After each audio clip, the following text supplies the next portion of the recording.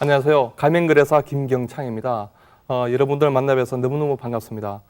오늘 여러분에게 제가 말씀드릴 내용은요. 여러분께서 창업을 하시기 전에 알아야 될 여러 가지 지식들이 많이 있을 겁니다. 그 중에서 가맹사업법에 관한 내용을 여러분께 제가 말씀을 드리도록 하겠습니다.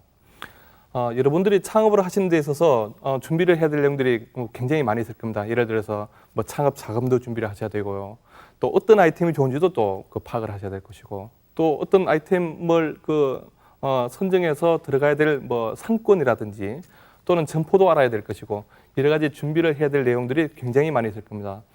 이 많은 것들을 성문화시켜서 여러분들이 이제 이런 계약서를 통해서 모든 것을 정리를 하게 되죠.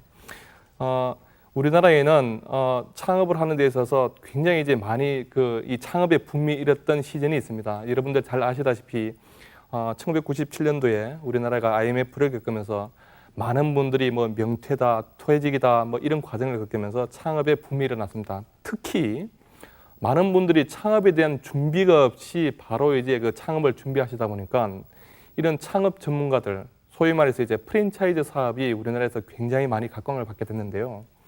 프랜차이즈 사업을 하시는 분들이 많이 이런 창업 초보자들을 통해서 이제 창업을 해서 그분들이 이제 굉장히 많이 양적으로 이제 성장을 했는데, 본의 아니게 선의의 피해를 당하시는 분들이 굉장히 많이 생겨나게 됐습니다.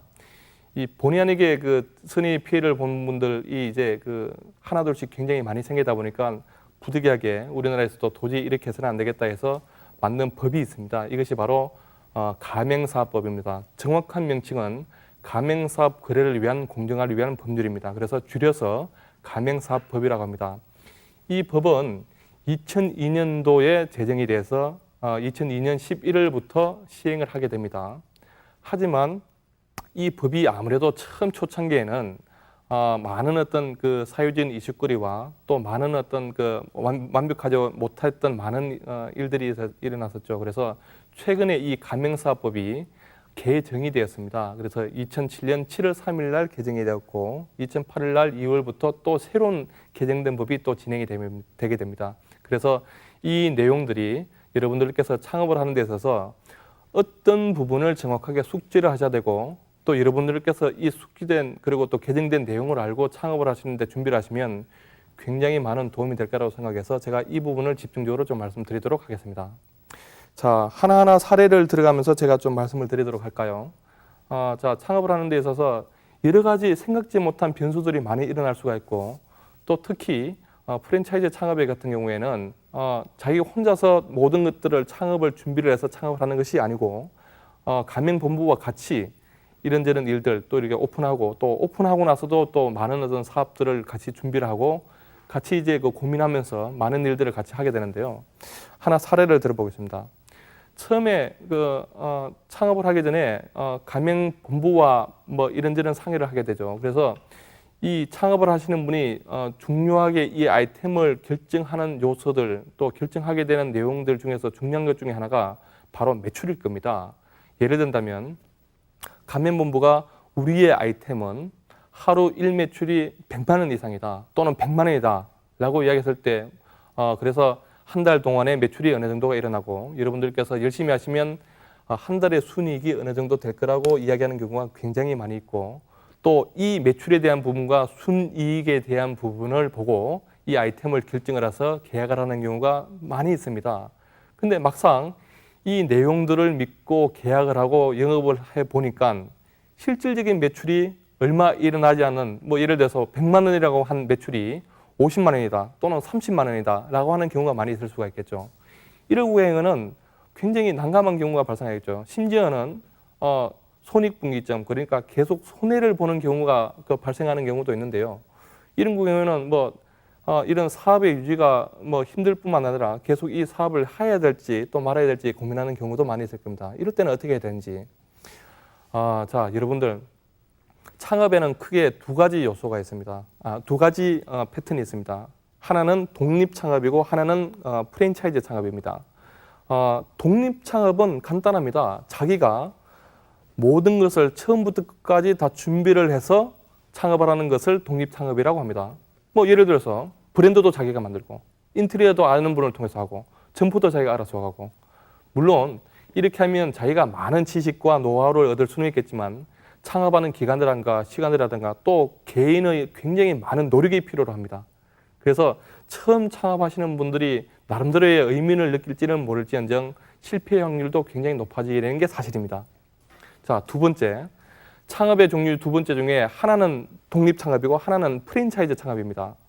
처음 창업을 하시는 분들이 창업을 하시는데 자기의 어떤 그 자본은 가지고 있지만 어떤 브랜드를 직접 이제 그 선택을 할 수 있고 또 이런 프랜차이즈 본사가 가지고 있는 브랜드의 어떤 그 가치를 가지고 또 그 프랜차이즈 본부가 가지고 있는 노하우 또는 뭐 여러 가지 어떤 것들을 가맹금을 지불을 하고 이 사업을 같이 이제 영위해 가는 것을 프랜차이즈 창업이라고 하는데 창업 초보자에게는 굉장히 유리한 점이 있지만 부실한 가맹본부 그러니까 부실한 프랜차이즈를 잘못 선택했을 경우 또는 가맹본부 프랜차이즈 본사가 건실하다고 할지언정 이것이 성공을 보장하는 것은 아닙니다. 제가 조금 전에 사례를 들었던 예를 하나 들어보겠습니다. 어떤 예비 창업자가 프랜차이즈 창업을 하는 데 있어서 이 매출에 대한 그 부분을 가맹본부와 구두로 이야기를 하고 그리고 이 구두에 대한 설명을 듣고 내가 이 정도면 여기에 투자를 해서 창업을 할 수 있겠다라고 생각하는 경우가 있겠죠. 그래서 창업을 했는데 막상 생각지 않았던 또 그리고 본사에서 처음에 제시했던 그 매출 이하 또는 너무나도 형편없는 매출이 나올 수가 있어서 이거 도저히 이제 이 정도면 사업을 할 수 없다는 경우가 발생할 수가 있습니다. 이럴 때는 어떻게 되느냐? 가맹사업법에는 정보공개서 제도라는 것이 있습니다. 여러분들 정보공개서라는 용어가 아마 굉장히 생소하실 겁니다. 쉽게 말해서 이 정보공개서 제도라는 것은 가맹 계약을 하기 전에 그러니까 프랜차이즈 본사와 이 계약을 하기 전에 이 프랜차이즈 본사의 모든 것 예를 들면 우리 회사의 상호가 무엇이다, 브랜드가 무엇이다, 주소는 어디다, 가맹점 숫자는 몇 개이다, 가맹점 매출 현황은 이러하다 이런 것들을 모두 문서로 만들어서 내는 것을 바로 정보공개서라고 합니다. 조금 전 경우에 같은 경우에도 가맹본부에서 제출한 어떤 매출에 대한 부분을 철떡같이 믿고 계약을 했는데 막상 계약을 하고 또 영업을 하다 보니까 생각 이외로 또 뭐 생각지도 않았던 매출 저하 때문에 사업을 계속 해야 될지 말아야 될지를 갖다 고민하는 경우가 있을 수가 있겠죠. 이럴 때는 지금 이런 피해를 예방하기 위해서는 첫 번째 가맹본부가 제시하는 정보공개서를 가맹 계약을 하기 전에 무조건 의무적으로 받으셔야 됩니다. 내년부터 시행되는 개정된 가맹사업법 내용 중에 하나는 바로 정보공개서 제도의 의무화입니다. 이 내용은 무엇이냐면 여러분들께서 당신네 가맹본부와 사업을 하고 싶다라는 의지를 가맹본부에 나타내면 가맹본부 그러니까 프랜차이즈 본사는 의무적으로 이 정보공개서를 예비 창업자에게 줘야 됩니다. 언제? 계약하기 14일 전이나 계약금을 수령하기 14일 전에 주셔야 됩니다.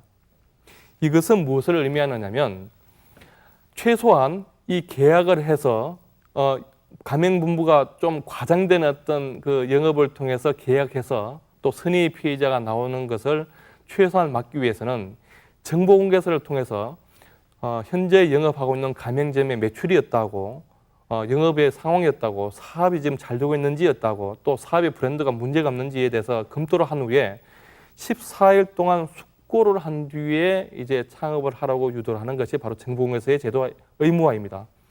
현재 개정되지 않은 가맹사업법에는 정보공개서 제도가 있습니다만은 사실 의무화는 아니기 때문에 현재 창업을 준비하시는 분들도 가맹본부에 성문화된 내가 당신네 사업을 하고 싶다는 것을 정보공개서를 서면으로 신청을 하게 되면 가맹본부는 의무적으로 주셔야 됩니다.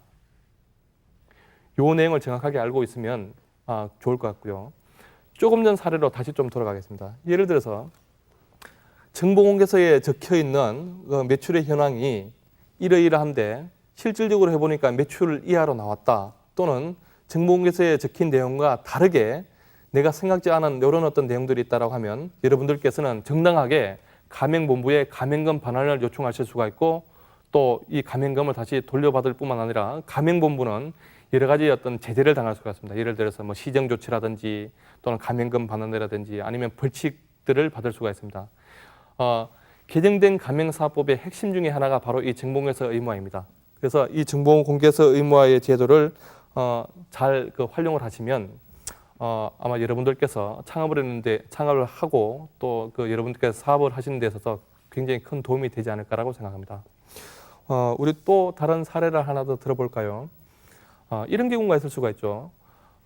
가맹본부와 그 계약을 하고 나서 또 뭐 사업을 잘 하기 위해서 이제 준비를 하고 또 이렇게 뭐 교육을 받고 또 점포를 구하고 또 이런 와중에 뭐 아무래도 점포를 구하면 인테리어 공사를 해야 됩니다. 인테리어 공사를 하는 데 있어서 뭐 시간이 좀 걸리겠죠. 근데 원래는 이제 그 한 보름 정도나 뭐 오래 걸리면 한 달 정도면 이제 인테리어 공사가 끝날 것 같다고 했던데 막상 해보니까 인테리어 공사가 뚝딱뚝딱 계속 이제 뭔가 공사를 하긴 하는데 뭐 한 달, 두 달, 뭐 세월아 네월아 할 것 없이 계속 인테리어 공사가 지연돼서 장사를 못하는 경우가 많이 있습니다. 이때 중요한 것은 인테리어 공사가 지연되면 지연될수록 이 점포 구한데 대한 월세도 나가야 되고 또 실질적으로 사업이나 아니면 이런 그 영업을 못함에 있어서 영업적인 로스도 굉장히 크게 됩니다. 이런 경우도 많이 있습니다. 근데 이 바뀐 가맹사업법에 의하면 현재 여러분들께서 내시는 가맹본부에 내는 가맹금이 있습니다. 이 가맹금을 바로 이제 가맹본부가 수령을 하는 것이 아니고 제3의 기관, 예를 들면 은행이다, 또 보험회사다, 또는 공제기관이다. 맡겨놔 놓고요. 이 공사를 끝나고 나서 정상적인 영업이 개시됐을 때 가맹본부가 이 가맹금을 가져갈 수가 있습니다. 만약에 뭔가 계속 기현이 되고 문제가 생겼을 경우에는 뭐 예비 창업자, 그러니까 창업을 하기 위한 분들이 다시 나는 도저히 이 상황 같으면 창업을 못 하겠다 해서 이 가맹금을 다시 받을 수가 있는 겁니다. 이 제도는 바로 가맹금 예치제라는 제도입니다. 거의 대부분의 개정된 가맹사업법의 내용은 2008년 2월부터 진행이 되지만 금방 말씀드린 가맹금 예치조 제도는 2008년 8월 달부터 진행이 됩니다. 한 1년 정도가 남아있죠. 요 내용에 대해서 조금 더 제가 구체적으로 말씀드리겠습니다. 가맹금 예치대라는 것은 또 이 가맹금에 대한 정의부터 제가 먼저 말씀을 드려야 될 것 같은데요. 여러분들께서 프랜차이즈 창업을 하는 데 있어서 이 가맹본부와 계약을 하는데 또 창업을 하는데 드는 많은 비용이 있을 겁니다. 예를 들어서 교육비도 있을 것이고 인테리어 비용도 있을 것이고 또 그 브랜드를 쓰기 위한 가맹비도 있을 것이고 또 여러 가지 어떤 뭐 집기를 사기 위한 집기비도 있을 것이고 이런 많은 것들을 가맹금이라고 합니다. 이 부분 중에서 이 가맹비의 전체의 일부, 그러니까 소위 말해서 이제 가맹금의 일부를 가맹비라고도 하고 또는 뭐 교육비 뭐라고도 하는데 이 부분을 정상적인 창업이 되기 이전에는 제3의 기관에 예치시켜 놨다가 정상적인 창업을 했을 경우에 별탈 없이 오픈을 해서 장사를 할 수 있는 경우에 바로 이 가맹금을 가맹본부에서 수령해 갈 수 있도록 하는 게 바로 이제 가맹금 예치도의 핵심입니다. 그래서 창업하시는 분들이 좀 많이 유리해지겠죠. 그래서 뭐 이렇게 질질 뭐 인테리어 공사가 끌어져 가지고 뭐 영업을 못 한다거나 또는 뭐 계속 이제 사업이 이게 잘 안 된다거나 뭐 이런 경우는 앞으로는 많이 이제 좋아지지 않을까라고 저희가 생각할 수 있습니다. 또 하나 예를 한번 들어볼까요? PC방 예를 한번 들어보겠습니다. PC방. 뭐 굉장히 빈번한 사례 중에 하나이고요. 보통 이제 그 창업을 하시는 분들이 가맹본부와 계약을 할 때 뭐 이런 이야기를 많이 하죠. 내가 여기에서 장사를 하는데 이 장사를 하기 위한 반경 몇 킬로 안에는 동일한 브랜드는 없어야 된다. 뭐 당연한 얘기겠죠. 예. 왜냐하면 자기가 이 창업을 하고 진행하는 데 있어서 최소한의 어떤 영업 지역의 보장을 받지 않는다면 별 의미가 없는 겁니다. 여기도 뭐 그 A PC방, 100m 옆에도 B PC방, 100m 옆에도 뭐 A PC방, 뭐 이런 식으로 똑같은 브랜드가 있다면 이 그 창업하시는 분들이 많은 가맹금을 내고 이 창업을 하시는 데는 굉장히 큰 문제가 일어날 수 있는 예제가 많이 있을 겁니다. 실질적으로 이런 사례는 많이 일어나고 있고요. 또 그리고 여러분들께서 창업을 하는 데 있어서는 굉장히 중요한 내용이 있습니다. 그래서 PC방을 이제 그 가맹본부와 그 처음에 계약을 할 때 분명히 이 동네 뭐 반경 몇 킬로 이내 아니면 무슨 동에는 당신네에게만 이런 영업 지역을 보장해 주겠다라고 해서 계약을 했는데 막상 영업을 시작하고 좀 있다 보니까 그 근처에 다른 똑같은 브랜드의 PC방에 있는 경우를 발견하고 본부에 항의를 합니다. 그래서 본부가 좀 우물쭈물 하는 거죠. 그래서 뭐 나는 그런 이야기 한 적이 없다라고 핑계를 댈 수도 있겠고, 거기는 뭐 현재 있는 영업지역과 중복되지 않으니까 별 탈 없다라고 하는 경우도 있을 겁니다. 이런 경우는 어떻게 해야 되느냐? 자, 가장 중요한 것이 바로 이런 그 계약서에 나와 있는 영업지역에 대한 어떤 보장입니다. 여러분들께서 프랜차이즈 창업을 하는 여러 가지 이유 중에 하나가 바로 이 브랜드에 대한 인지도와 바로 영업지역에 대한 보장이 굉장히 중요할 수밖에 없습니다.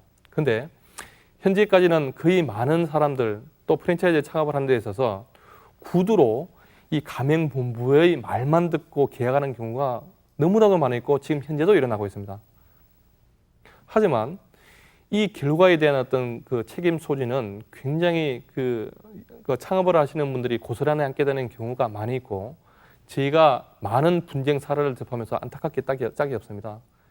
이런 경우에는 첫 번째, 계약을 하시기 전에 바로 이 영업지역 보호에 대한 조항을 정확하게 인지를 하시고 계약서 상에 서로 합의를 하고 나서 계약을 하셔야 됩니다. 예를 들어서 이 동네에 몇 킬로 또는 행정구역 무슨 동네에는 동일한 브랜드는 우리가 독점으로 사용할 수 있게끔 해달라 라는 어떤 부분, 이 굉장히 중요하지 않을까라고 생각합니다. 그리고 만약에 그렇게 되지 않았을 때는 피해 보상에 대한 내용도 바로 계약서에 포함이 되는 것들도 바로 넣을 수가 있고요. 창업을 하시기 전에 조금 전에 처음에 말씀드렸던 정보공개서의 내용을 꼼꼼하게 검토를 하실 때 이 영업지역에 대한 내용이 기재가 되어 있느냐 아니느냐를 갖다가 정확하게 분석을 하시고 여러분께서 창업을 하시면 큰 도움이 될 것 같습니다. 자, 마지막 사례를 한번 들어보겠습니다. 이것도 굉장히 빈번하게 일어나는 그 분쟁 사례 중에 하나입니다. 가맹본부와 계약을 하고 이분이 참 열심히 이제 그 영업을 하셔가지고 뭐 어느 정도 이제 그 돈을 뭐 버시기도 하고 또 돈을 많이 벌지는 못했지만 계속 이 사업을 하시고 싶어요. 근데 잘 아시다시피 프랜차이즈 창업은 계약이기 때문에 계약 종료일이 있습니다. 예를 들어서 보통 통상적으로 뭐 2년이다, 3년이다 정도로 이제 바로 계약을 하는 경우가 많이 있습니다. 근데 가맹본부에서 보면 영업이 참 잘 돼. 그리고 장사가 참 잘 돼. 욕심이 생깁니다. 그래서 계약 종료일이 도래될 때 바로 이제 가맹점주, 그러니까 가맹점 사업자로 하는데요. 이 가맹점주에게 통보를 합니다. 가맹 계약일이 완료되기 때문에 당신과 이 사업을 이제 종료일이 거의 다 다가왔으니까 이제 끝나고 나가주세요라고 해서 뭐 그분 입장에서는 참 가맹본부의 지시나 지휘 통제도 많이 받았고 또 그리고 계속 이제 이 사업을 통해서 계속 사업하려는 의지도 있고 나름대로 열심히 있는데 계약 기간을 갱신을 해서 계속 사업을 하고 싶은데 실질적으로 계약 기간이 종료되는 걸 이유 하나 때문에 계속 이제 영업을 하지 못하는 경우가 종종 있고 또 여기에 또 피해자가 나와서 좀 하소연하는 경우가 참 많이 있습니다. 이런 경우에는 어떻게 해야 되느냐? 참 그 가맹점주 입장에서는 참 억울하죠. 그리고 또 나름대로 열심히 또 일도 하셨고 또 사업을 통해서 계속 이제 그 사업을 하고 싶으신데 개정된 가맹사업법의 내용에는 이런 계약 갱신 요구를 거절할 수 없는 기간이 정해져 있습니다. 10년입니다. 자, 다시 한 번 더 설명드릴게요. 무슨 이야기냐면 가맹본부의 계약 갱신 거절권이 없어졌습니다. 10년간 단수정이 있습니다. 가맹본부의 정당한 사유가 밝혀지지 않았을 때 가맹본부의 정당한 사유가 무엇이냐면요. 예를 들어서 가맹본부 입장에서 생각을 해보면 아니 저 가맹점주가 우리 가맹본부의 지휘와 통제를 받지도 않고 뭐 말도 안 듣고 그리고 뭐 납입해야 될 돈도 주지 않고 또 그리고 도저히 이제 그 통제가 불가능한 가맹점주면 가맹본부에서도 굉장히 힘들어지겠죠. 이런 몇 가지 정당한 사유를 법에서 정해 놓았습니다. 예를 들어서 뭐 조금 전에 말씀드렸던 어떤 그 금전적인 납부 부분이 됐건 또는 뭐 여러 가지 어떤 그 지위와 통제가 됐건 이런 부분들을 가맹점주가 잘 지켜줘야 되는데 잘 지켜주지 않았을 때는 가맹계약 종료뿐만이 아니고 가맹계약 해지도 할 수 있습니다. 그런데 이런 본부의 지휘 통제뿐만 아니라 여러 가지 그 내용들을 잘 통제를 받고 또 준수하신 가맹점주의 경우에는 10년 동안 이 계약갱신 요구를 할 수가 있고 이 가맹본부는 거절하지를 할 수가 없습니다. 그러면 한 10년 동안 이 사업을 계속 이 가맹본부와 함께 잘 해나갈 수 있다는 게 이 개정된 가맹사업법의 내용에 다 포함되어 있습니다. 제가 몇 가지 사례를 들어서 여러분에게 가맹사업법이 무엇이고 개정된 사업법이 어떤 내용인가에 대해서 제가 몇 가지 사례를 들어서 설명을 드렸습니다. 한 번 더 제가 정리를 해드리겠습니다. 첫 번째, 정보공개서 제도의 의무화입니다. 제가 첫 번째 사례를 들었던 내용을 기억하실 겁니다. 아마 통닭 브랜드 매출이 100만 원 이상 나오는데 뭐 막상 이제 해보니까 그 매출이 이제 뭐 50만 원도 안 나오고 뭐 30만 원도 안 나와서 했을 때 이런 경우에는 바로 정보공개서 처음 계약하기 전에 여러분들께서 가맹점의 매출이 얼마가 나오는지를 정확하게 파악을 하시고 거기 기재된 내용이 허위되거나 또 과장된 내용이 있으면 바로 가맹금 반환을 받을 수 있는 그런 내용들이 포함되어 있는 게 바로 정보공개서 제도입니다. 내년부터 시행되고요. 현재도 진행되고 있습니다. 그리고 내년부터는 정보공개서가 의무화됩니다. 그리고 가맹본부는 가맹계약을 체결하기 전에 예비 창업자에게 반드시 이 정보공개서를 줘야 되는데 제가 언제 준다 그랬죠? 14일 전에. 예. 계약하기 전에 14일 전이나 또는 가맹금을 수령하기 전에 14일 전에는 반드시 줘야 되고 예비 창업자분들께서는 이 정보공개서를 반드시 받으셔가지고 여기에 있는 내용을 면밀히 검토하시고 이 브랜드가 이 가맹본부가 과연 나와 같이 사업을 할 수 있는 가맹본부인가를 심사숙고하신 뒤에 계약을 하시는 것이 가장 좋지 않을까라고 생각을 합니다. 자, 또 두 번째, 제가 인테리어 공사에 대한 예를 하나 드린 것을 기억하실 겁니다. 계약을 하고 장사를 하려고 하는데 인테리어가 한 달이 지나고 두 달이 지나고 계속 이제 지연이 되는 겁니다. 그래서 심리적으로도 좀 힘들어지고 또 이 장사를 못함으로 인한 여러 가지 어떤 그 피해가 뭐 월세도 내야 되고 또 뭐 장사 못함으로 인한 매출도 일어나지 않고 뭐 이런 많은 경우가 있는데 이런 가맹금 내치제도를 통해서 이제 좀 구제를 받을 수가 있다. 제가 뭐 조금 전에 사례를 드린 내용을 다시 요약을 하면 가맹 계약을 하고 나서 두 달 동안 이 가맹금의 일부를 제3의 기관에 예치를 해서 정상적인 영업이 되었을 때 이 가맹금을 가맹본부가 수령할 수 있도록 하는 제도가 바로 이 개정된 가맹사업법의 내용에 포함되어 있습니다. 이 가맹금 예치제도는 내년 2008년 하반기부터 진행되게 됩니다. 그래서 이 부분도 여러분께서 정확하게 숙지를 하고 계시면 참 좋을 것 같습니다. 또 세 번째, 가맹점 사업자의 영업지역 보호입니다. 제가 PC방 사례를 들었죠. 막상 이 지역 내에 독점권이라고 생각했던 이 PC방이 알고 보니까 다른 옆에도 똑같은 브랜드의 가맹점이 있는 경우 이 사례를 들어서 제가 말씀드렸는데 가맹점 사업자의 영업지역 보호에 대한 부분도 바로 내년부터 시행되게 됩니다. 그래서 이런 부분을 정확하게 또 숙지를 하시고 알고 계시면 참 좋을 것 같다는 생각이 좀 들고요. 좋은 예가 있습니다. 가맹본부 입장에서는 자기의 브랜드 또는 계열 회사의 브랜드가 비슷한 브랜드일 때는 이 지역 내 직영점이나 가맹점을 절대 오픈해서는 안 됩니다. 그 내용도 정확하게 알고 계시고요. 또 마지막, 계약갱신 요구 제도입니다. 10년 동안 이 가맹점 사업자가 가맹본부의 내용을 잘 준수를 했을 때, 그러니까 어떤 가맹본부의 지휘와 통제를 잘 받고 열심히 사업을 했을 경우에는 10년 동안 계약을 갱신해서 이 사업을 계속할 수 있는 권한이 생깁니다. 그래서 이 부분도 많이 여러분들께서 사업을 하시는 데 있어서 부당한 어떤 그 계약 종료를 통해서 또 계약 해지나 이런 부분을 통해서 하는 많은 부분들을 보호해주기 위한 어떤 법률이기 때문에 여러분들께서 참 활용을 하시면 좋겠다는 생각을 합니다. 자, 지금 제가 몇 가지 사례와 바뀐 개정된 가맹사업법의 내용을 좀 말씀드렸습니다. 여러분들께서 창업을 하시는데 이 내용을 숙지를 하시고 또 창업을 하시면 안전한 창업을 하시는데 좀 도움이 되기를 바랍니다. 그리고 또 분명히 될 것이라고 생각합니다. 자, 오늘 강의는 여기서 마치도록 하겠습니다. 감사합니다.